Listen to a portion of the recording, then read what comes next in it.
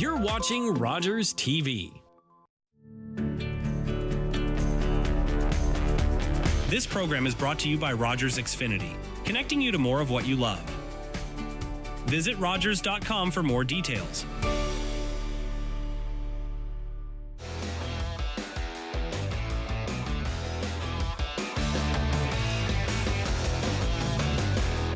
Back again. We are in December. Winter has finally come. By the time we were here last week, there was still no snow on the ground. I had left for American Thanksgiving. I come back, and all of a sudden, there's snow covering everything. JC Coots keeping us updated on the radio out of the Wingham area. Mark McKelvey not making the drive because of, obviously, fear of being stuck in Owen Sound because of the snow squalls that have been hitting the Grey Bruce area rather hard. So, happy to have you guys here. Happy to see everyone safe and sound, obviously. I just made the drive back from Owen Sound here to Wyerton, and the roads aren't particularly good right now, so nice to see everyone here and healthy, and hope you are as well at home, staying safe from the weather elements. Now, guys, the World Juniors is almost upon us. We are about 2 or 3 weeks away from the World Juniors commencing, and with that being said, the Canadian shortlist has been put out. 32 players have been named, and Mark McKelvey, couple names on the sheet that didn't appear that surprised me. Liam Greentree of the Windsor Spitfires really colored me shocked. Another name, Michael Misa, not invited to the team. Mark, first reactions to the 32 players listed for Canada. Yeah, I mean, it's easy to be taken back by some of the names that were left off. Zane Perek not getting invited as the reigning OHL Defenseman of the Year is going to surprise a lot of people. Even a Michael Misa, to your point, being one of the top eligible players for the NHL draft. Usually they'll invite those guys to the camp just to give them that experience, even if they don't make the team. But it looks like they've got a philosophy this year of let's get this group together as quick as possible. We have an idea of how we want to build this team. So we're going to invite the players that we realistically think are making the squad. There was no bringing somebody in where you didn't see a role for them, but maybe they'll have a great camp and then make our decision even tougher. They weren't even going to go down that road. So with the limited number of players that they're bringing to camp, I think it's 32 or somewhere in that ballpark, there's not a lot of cuts that need to be done. I'm a little surprised with some of the top NHL pick talent that wasn't invited. Beckett Seneca standing out as one of those players that you think would have got an invite. There's lots of guys. Tej Ginla, another player from the WHL with his pedigree. You just assumed he would have been there. I remember Craig Button at TSN had a projected roster maybe 3-4 weeks ago, and I mean he had Tej Ginla in the top 6. So there's clearly some question marks around what the philosophy was here, but what I come back to again is they're building this team to win. I know a lot of people don't agree with this. They usually say bring the best talent, but they have spots that they want to fill. They want them a certain way, and it looks like they've got the group put together. Honestly, guys, and I'll let JC chime in, when I look at the players invited, I can probably already tell you who the cuts are going to be. There's a couple players on the blue line who I think have absolutely no shot of making the team. So, would you rather have been snubbed or be one of the last cuts? I guess that could be a debate we could have another day. Well, Mark, to mention a couple of those guys that are draft eligible that will be either drafted this upcoming NHL draft or the year after, because Gavin McKenna's been invited by Medicine Hat, who is the projected 2026 top draft pick. And then in upcoming this year, the 2025 draft, Michael Misa doesn't get invited, but Porter Martone does, as well as Matthew Schaefer, who was great in the CHL versus US prospects tournament we spoke about during the attack game on Saturday. So, JC, your first thoughts on the first 32 or the 32 names shortlisted by Canada for the upcoming World Junior Tournament? Well, I think the biggest thing that stands out to me is just the sheer amount of OHL players. It really shows you that the balance of power in the Canadian Hockey League seems to be in the Ontario Hockey League, and that's just a carryover from last year's Memorial Cup when it was just dominated by both London and Saginaw. And look at this. It's a lot of London names are on this list and are probably all likely to make it. It's going to be hard to count them out. The biggest, I guess it's kind of a surprise. And I wonder if Quebec will separate now because there's only, a couple of Quebec Maritime junior hockey players in the mix here. So that's a little surprising too, because traditionally they try to go for balance from all the leagues. And this is, I think it really shows the depth of Team Canada this year. And some people, I've heard the rumor going around that they're looking at how deep Team Canada is. And when you leave off some of the big names that you mentioned and Mark mentioned, between like Beckett Seneca and Greentree and even a Michael Misa or Zane Perek. I mean, they're not there because there are better guys that are available. And so it doesn't surprise me that Canada is this deep, and maybe we might have a drive for 5 again. Who knows what's going to happen here? But I really like the lineup. Really excited about the goaltending lineup, obviously with Carter George there. Jack Ivankovic, who we know from the OHL has been really making a name for himself. And I think that one spot is really going to be a battle between those two guys, with another returning goaltender and another older goaltender in the mix as well. So it's going to be interesting to see really who makes it and who's going to get that dreaded knock on the door the morning of cut day at their hotel room.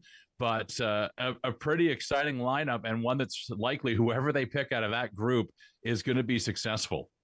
Well, JC, you mentioned it. Only 2 players were named out of the QMJHL, pardon me. So that is also, as you mentioned, very rare that I'll say one division like the OHL, I believe has half the players, has so many more. And, we always talk about usually when the coach is named. Dave Cameron, currently the Ottawa 67's head coach, is the coach for the Canadian World Junior team. Usually it's slanted that way. If it's a Q coach, if it's a dub coach or an OHL coach, usually the roster's kind of slanted that way, obviously because they're the most familiar with those guys.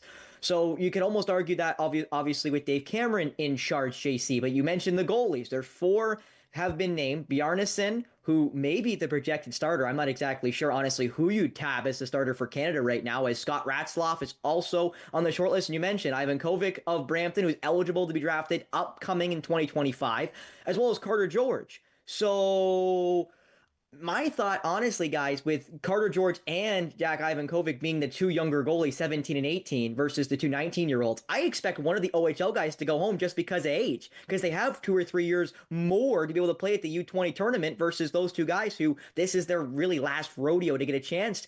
JC, would you agree with me, or who do you see being the one goalie out of whoever they pick for the 3 goalies to go?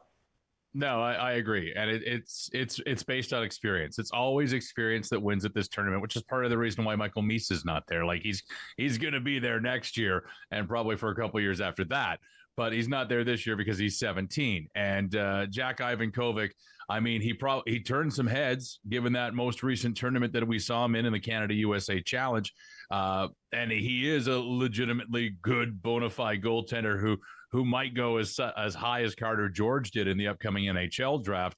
But I think Carter George has the edge based on his international experience. I don't know that necessarily tabs him as the starter. I mean, really, once you get into that round robin, everyone that makes the team is kind of going to get a shot to prove themselves.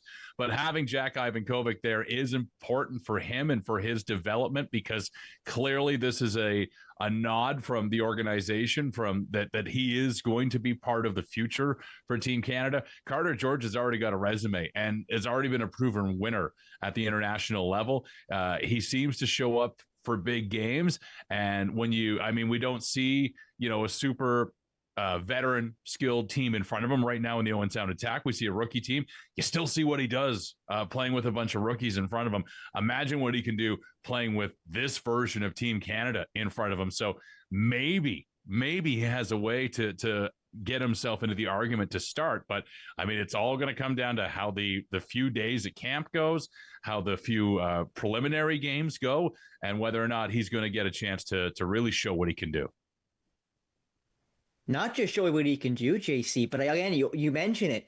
The Attack are not exactly I'll say they're right now at the bottom of the Western Conference, 9th right now. Obviously, playing for Team Canada are surrounded by guys that are first round pick, second round pick, or third round pick guys, or projected to be first round pick guys. So it's going to be a very different type of game for Carter George if he is selected to go. So that also does play a point, Mark McKelvey, of, if Carter George is selected and does get into games for Canada in the preliminary or into the actual tournament on Boxing Day, you got to wonder, is he going to look just as good as he does for the Attack, or is the less action he sees, the less rubber he sees, will that kind of affect him just because he's so used to seeing 30 plus, 40 plus shots a night?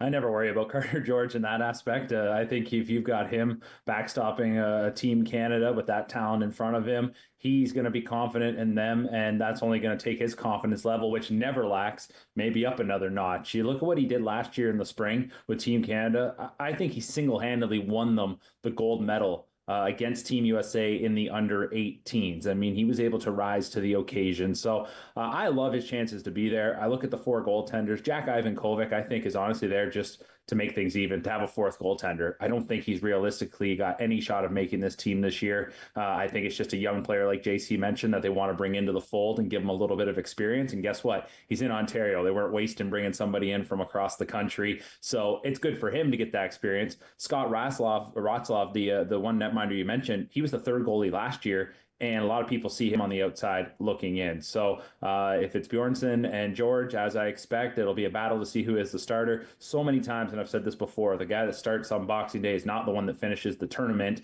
And as a country, we're a little hard on goaltenders, as we all know. We got the Four Nations face-off coming up, and people are saying Canada doesn't have a true number one goaltender, yet they've got multiple Stanley Cup winners to choose from for that team. But at the end of the day, I think Carter George won't be fazed by the moment. Excited to see what he'll do. I'm a big believer that he's going to be there. And the strength of the OHL, like you mentioned, Spencer, I don't think is something to sleep on. I think a lot of people maybe were underestimating the Western Conference, for example, coming into this year. And think of the players you just talked about that didn't get invited, your Parex and Green Trees, et cetera, et cetera. It's a deep league this year. The one player I do want to mention before we switch topics, though, Matthew Schaefer. I think this guy's on Team Canada. He's an absolute stud. I really think he's going to push James Hagens to be the number one overall pick in the NHL draft. Some people already have him at number one. And that game that was played last week against Team USA, I honestly think kind of solidified. Hockey Canada had him on the radar, but I think watching him play the way that he did, that just bumped him up their list. And I'm excited to see him get that opportunity because in the past several years, I think we've been so focused on your Macklin Celebrinis and your Connor Bedards up front, but watching a blue liner, it's just a different position. You got to be a man in the under 20s. You know, it's a 19-year-olds tournament, and Matthew Schaefer is a few years younger, and I don't think he's going to look a step out of place. Well, you mentioned that TJ Ginley was not invited. That's 5 of the top 10 picks last year were not invited in them. Also, Caden Lindstrom has not played since April. He's just been hurt. He was hurt before he was drafted. He was drafted pure based on size and his skill at his size. I believe he's listed 6'5". So it's also interesting to see how many guys that were drafted last year. You also mentioned Parekh, 9th overall pick, was not even invited to the 32 list. And Mark, before we switch topics, I just want to ask you, sometimes, and I'd say usually, every team has that one guy that kind of moves himself up the lineup. Cale Makar, I think we all remember when he was the 7th defenseman and then became the best player on Canada during the World Juniors a couple of years ago. Who do you think on this Canadian team? Obviously, we're projecting rosters in our head of who we'd pick versus who won't make the team. But of the guys you kind of expect to be on the fringe, or maybe the 7th defenseman or the 13th forward, who do you see as the guy that could really not only maybe improve their standing as a prospect, but just really shock Canada about how good they are at this year's tournament? I'll answer that in a second by kind of answering that question in another way. Who's a player that I think we're going to see not make the team that was there last year? Carson Rakoff, the former Kitchener Ranger, now Brampton Steelhead. I don't see a spot for him on this team. He's kind of a shooting specialist, hasn't necessarily lit up the OHL the way that he did last year. I think he'll be left out. To answer that question, I'll stay kind of close to home in the Midwest Division. I really think Jet Luchenko is going to be a key player for Team Canada because, you know, he got that cup of coffee with the Philadelphia Flyers starting the year in the NHL. Usually that kind of makes you a slam dunk to make the team, but I've seen a lot of projected rosters that kind of have him in that bottom 6, maybe a 4th line center. But there's a reason the Philadelphia Flyers kept him around. John Tortorella, who is notoriously hard on players and probably young players, he always raved about him. So I think when you bring a player like that in, who, again, kind of similar to Carter George, is on a team near the bottom of the standings, kind of is going to give him, a little boost, right? He might get revitalized a little bit going to Team Canada, and I think he's the kind of player that can play in all roles and can be moved up and down the lineup. So he's somebody that I'm excited to watch. He's very crafty, and I think is going to be a big factor for this deep Canada squad. Well, JC, what about you before we move over to the Four Nations coming up, as their rosters will be announced in just a couple of days? or you may even be seeing it by the time you watch this. JC, who do you see on the Canadian team, as Mark mentioned, that's so deep and so talented? Do you see somebody being able to really ascend throughout this tournament like we've seen players previously for Canada? One guy that I would say has, he wants to impress because he's trying to make a club that's a hard club to make. That's Easton Cowan. I mean, he's trying to make the Toronto Maple Leafs, and we have seen past performances that if you stand out in the World Juniors, it can catch the attention of the Leafs. And this will be one where he really wants to show that he belongs to be part of that team, and this is the perfect way to do it. I mean, he's already getting harped on because, that whole point scoring streak in the OHL, does it count? Does it not count? Well, one thing to really show is if you go and you lead Team Canada to a World Juniors and just dominate in that tournament, you'll show that you're ready for the next level in the NHL. So I really like the pick of Jet Lachenko. I'm not going to lie, because he's a guy that's already been to the show, but Easton Cowan desperately wants to be in the show. And I think that the biggest knock against him would be his size, and it's going to be tough in a tournament like this. But I think he's got the skill. I think he's shown it many times. And once he gets in an environment where he's got a little bit more space to move on that big international ice, I think he's going to be all right. Well, we will move off of the World Junior team, as again, we will kind of come back to this once the rosters are named, or at least some cuts are made. We will move to the Four Nations, because it's coming up very soon as well. The Canada roster will be announced within the next couple of days. You may again be seeing this as you're watching. So without us being able to see it, JC, I guess I'll start with, who do you think makes the team, or maybe who do you see as a guy that should make the team but won't? Because I've seen a lot of projected rosters and I've seen a lot of people talk about it, and it seems like this year's success is not really being taken into account for the Four Nations. And I more mean guys that have been really good in the last couple of years. I think legacy is really playing a factor on how the Canadian roster will be named. And we will get into the goalies a little bit later, JC. So I'll just say, looking at the forwards and defense for Canada, who do you really like, and who do you think is kind of a shoe-in to make the Canadian team? Obviously, we've already seen the 6 players that are guaranteed to make the team for the Four Nations competing. Well, I think that if you look at it, if you're trying to figure out how we're going to pick our players, you're picking them based on your competition, and you're not playing against like a whole bunch of different countries. You've only got 3 opponents to worry about in this tournament. So already you're strategizing based on that. Yeah, it's going to be hard. I think anybody that's played for Canada in the past or has international experience probably traditionally gets a little bit higher up the list. Guys that are willing to spend their time, even if it means playing in the World Hockey Championship in May that nobody seems to want to do, it still gets noted by the officials at Team Canada. And so that still carries some weight. But I think it's a crapshoot. The one area that I'm most interested in is the goaltending question. And I keep going back to, and Mark said it earlier, that people don't think that we have enough good goaltending in Canada. I don't think that we have what we used to have, and I think that's part of the problem, because you don't have the established starters with the established records, like going back to the days of Marty Brodeur and Roberto Luongo, and even further back to like Curtis Joseph. Like, these were, very well regarded goaltenders with great track records.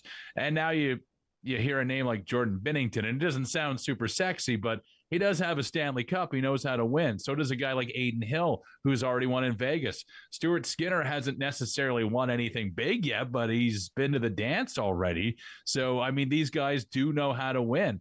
And you still do have some veterans there. So if you want to take a couple of younger goalies and maybe throw in somebody like a Marc-Andre Fleury, who has a ton of experience for Canada at the international level and would be a great mentor to have, and also just a good guy to have in your back pocket just in case the first 2 guys aren't performing.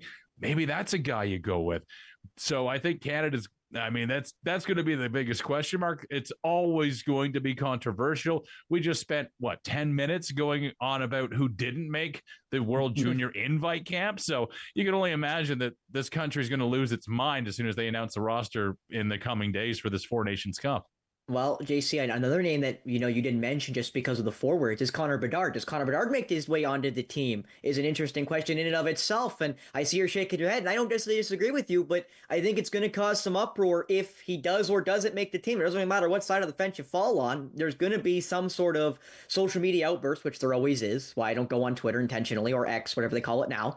But Mark McKelvey, we will just go straight to the goalies because I think JC kind of mentioned everybody that could make the team. I've seen the 6, 7, 8 guys that really could be in contention. Marc-Andre Fleury, who's, late 30s, early 40s. Logan Thompson, who's injury prone, but is very good and has shown to be very good. Aiden Hill, who has a Stanley Cup. Jordan Binnington, former attacker, has a Stanley Cup. Hasn't been good this year, though.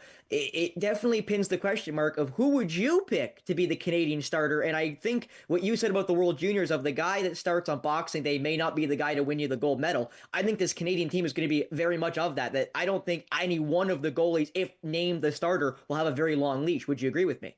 Yeah, I don't think one guy's going to go through the whole tournament anyways. I think they'll just rotate until you get to that game where it's an elimination game. Jordan Binnington, I think, has to be there. Just, maybe you'll say I'm biased because of the Owen Sound Attack connection, but won a Game 7, won a Stanley Cup to do that, Game 7 to win the Cup. I mean, proven winner. And we all know he's got that fiery side to him. He's a battler. I think there's something about that probably gives the Canada brass, a little extra motivation to want to bring him in. So I could see him there. And then I think it will be Aiden Hill from the Vegas Golden Knights. That's kind of the two that I see there. So would I like to see a Marc-Andre Fleury just get the call just to be there as a third goaltender? I kind of would. And maybe he would just appreciate the break. I don't know. But he's probably going to have a break coming pretty soon, as this is probably going to be his swan song in the NHL. So that's what I see for the goaltending. I think to your guys' point about up front and all the decisions they have to make, there's some rumblings on social media before the roster has been announced that people are going to be a little blown away about what the bottom 6 of Team Canada looks like, which leads me to believe that they're going with role players and that there's going to be some awfully talented players left out, some high skill players left out.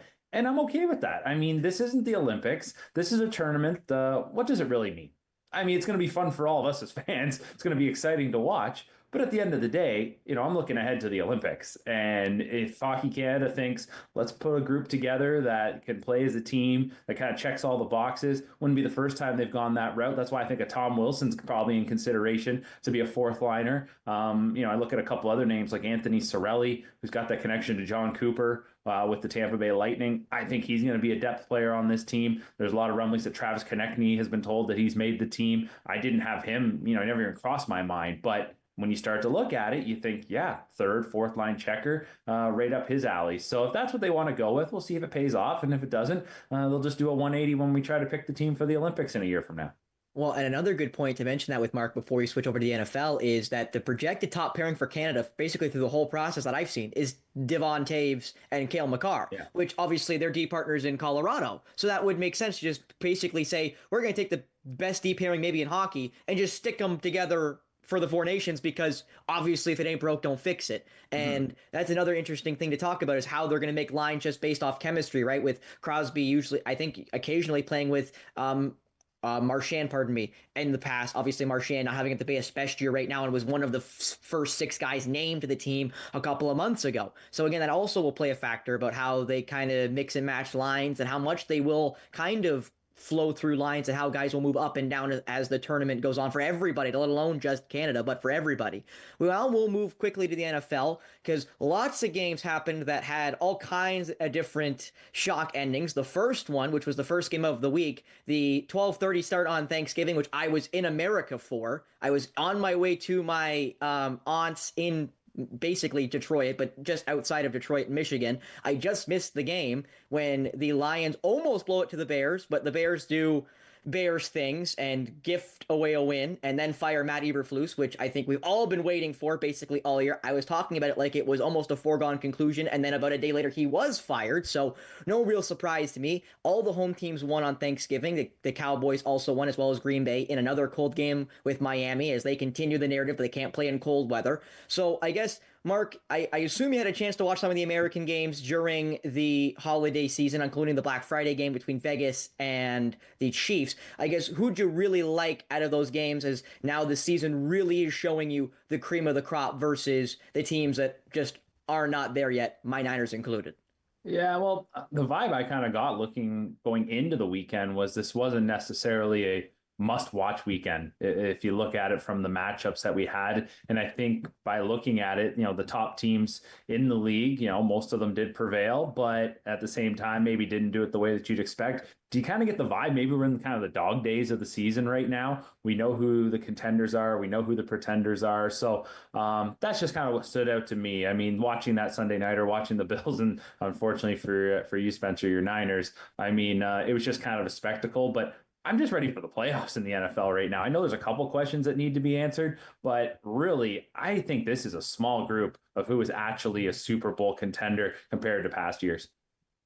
Well, not just that. I'd say the big game coming up is this upcoming Thursday nighter between the Lions and the Packers in Detroit at Ford Field. And JC, you're a Packers fan, so I got to ask you, with the division still up for grabs between the Vikings, Detroit, and the Packers, you got to feel, confident your team's going to make the playoffs, but where are they going to finish? Which means who are they going to play in the opening round? First of all, I'm so glad that Adrian's not here to just lay on the trash talk on behalf of the Lions organization. But yeah, I'm looking forward to that game on Thursday night. That's pretty much a playoff game. It's going to be tough in Detroit because they are dang near impossible to beat in their own building right now.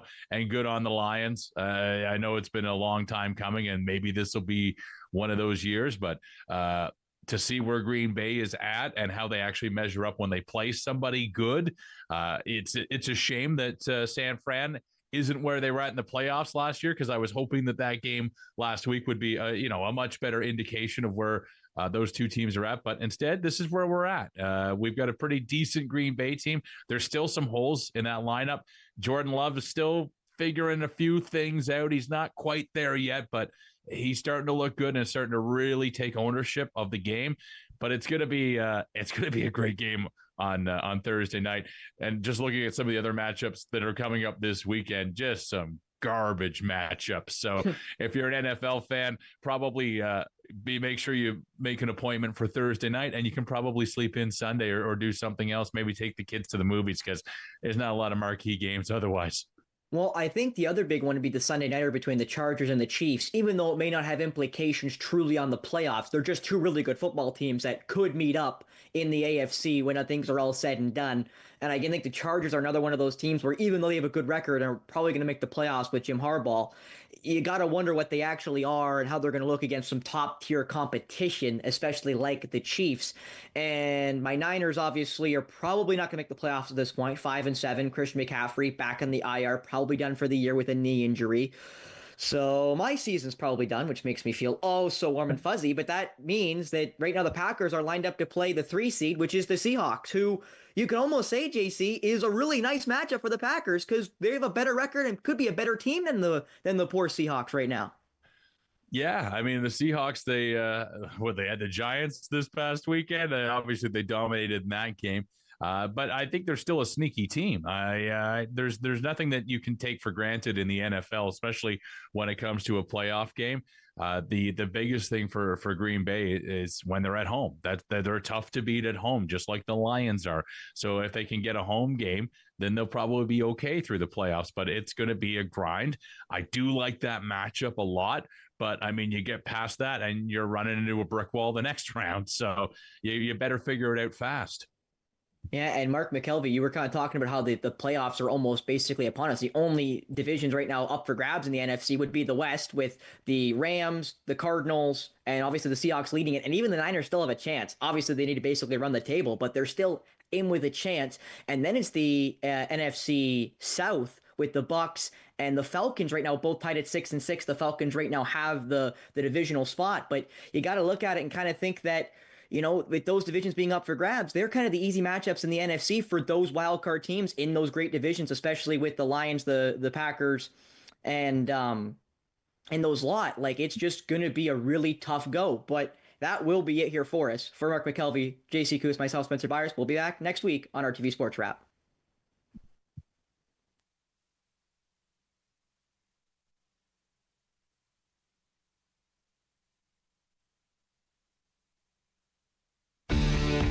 Connect with us by visiting our website or email us at comments@rogerstv.com. You're watching an interesting local show on Rogers TV and you want to know more.